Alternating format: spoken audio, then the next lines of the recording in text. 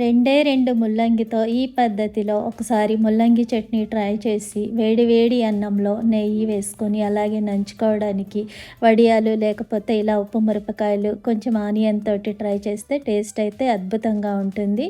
ఈ పచ్చడి కోసం ముందైతే స్టవ్ పైన ప్యాన్ పెట్టేసుకొని వేడయిన తర్వాత దాంట్లోని 1 టేబుల్ స్పూన్ వరకు కూడా ఆయిల్ యాడ్ చేసుకోవాలి. నేనైతే ఇక్కడ మట్టి పాత్రలో చేస్తున్నాను. తర్వాత ఆయిల్ వేడయిన తర్వాత 1 టీ స్పూన్ వచ్చేసి జీలకర్ర వేసుకోవాలి. తర్వాత జీలకర్ర వేసుకున్నాక 1 టీ స్పూన్ మినప్పప్పు అలాగే శనగపప్పు ధనియాలు కూడా వేసుకోవాలి. ఇవన్నీ మంచిగా ఫ్రై అయిన తర్వాత దీంట్లోని 1 టేబుల్ స్పూన్ వచ్చేసి గ్రౌండ్ నట్ వేసుకోవాలి. వేరుశనగ గింజలు కూడా వేసుకొని మంచిగా ఫ్రై చేసుకోవాలి. ఇవి బాగా ఫ్రై అవుతూ ఉన్నప్పుడు దీంట్లోని మనము 4 ఎండుమిర్చి వేసుకోవాలి. అంటే మీకు ఇంకా స్పైసీగా కావాలనుకుంటే మీ టేస్ట్కి సరిపడినన్ని ఎండుమిర్చి వేసుకోండి. నేనైతే 4 వేస్తున్నాను అనమాట. వీటన్నిటిని కూడా చక్కగా ఆయిల్లో ఫ్రై చేసుకోవాలి. ఎండుమిరపకాయలు అయితే ముందే మనకి ఫ్రై అయిపోతాయి కాబట్టి నేనైతే ఎండుమిరపకాయలు కొంచెం ఫ్రై అయిన తర్వాత పక్కన తీసి పెట్టేస్తున్నాను.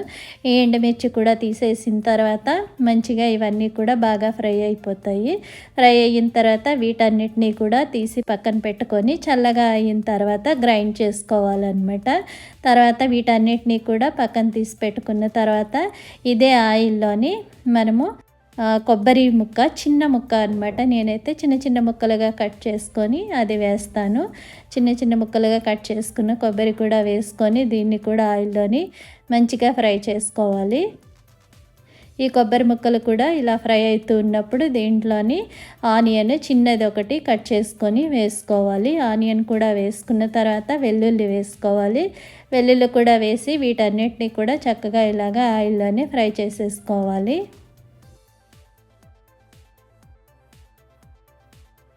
ఇవి మంచిగా ఫ్రై అయిన తర్వాత దీంట్లోని మనము కట్ చేసి వీటన్నిటిని కూడా పక్కన పెట్టేసుకోవాలి.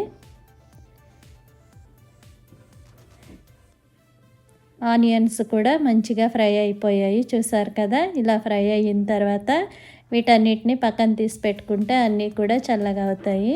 తర్వాత ఇదే ఆయిల్లోని మనము క్లీన్ చేసి కట్ చేసి పెట్టుకున్న ముల్లంగి వేసుకోవాలి. ఈ ముల్లంగి కూడా వేసుకొని ఆయిల్లో వీటిని కూడా చక్కగా ఫ్రై చేసుకునేటప్పుడు కొద్దిగా చింతపండు కూడా యాడ్ చేసుకోవాలి. ఎక్కువ వేసుకోవద్దు, పులుపు ఎక్కువైపోతే తినలేము కాబట్టి. కొద్దిగా కరివేపాకు అలాగే కొంచెం కొత్తిమీర కూడా వేసుకోవాలి. వేసుకున్నాక వీటిని మంచిగా ఇలాగా ఫ్రై చేసుకోవాలి. ఫస్ట్ టైం మన ఛానల్ చూస్తుంటే ప్లీజ్ సబ్స్క్రైబ్ చేసుకోండి. వీడియో నచ్చితే లైక్ చేయండి. మీ ఫ్రెండ్స్ అండ్ ఫ్యామిలీతో షేర్ చేసుకోండి. ఇప్పుడు దీంట్లోని మన టేస్ట్కి సరిపడా సాల్ట్ కూడా వేసుకోవాలి. సాల్ట్ కూడా వేసుకొని ఇలా మంచిగా ఫ్రై చేసుకోవాలన్నమాట. ఫ్రై చేసుకున్న తర్వాత మనము దీన్ని చల్లగా అయ్యే వరకు పక్కన పెట్టుకోవాలి.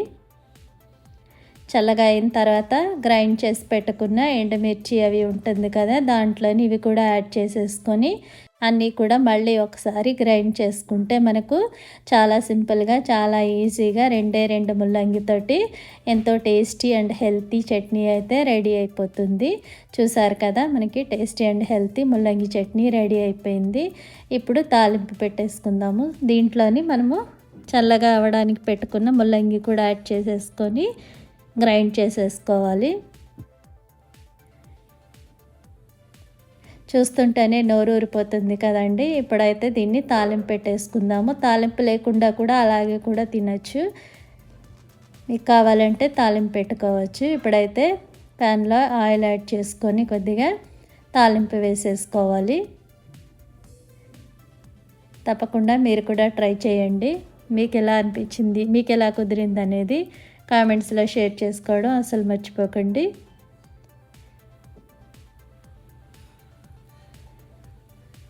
చాలా సింపుల్గానే చాలా క్విక్గా కూడా రెడీ అయిపోతుంది.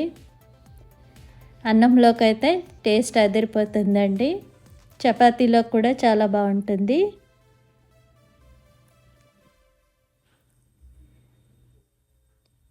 చూసారు కదా, సింపుల్గా ఇలాగా తాలింపు పెట్టేసుకొని చట్నీ మనం యాడ్ చేసేసుకోవడమే. రోట్లో చేసుకుంటే కూడా ఈ పచ్చడి టేస్ట్ అయితే అదిరిపోతుందండి. నేనైతే రోట్లో చేయలేదు, మిక్సీలో చేసేసాను.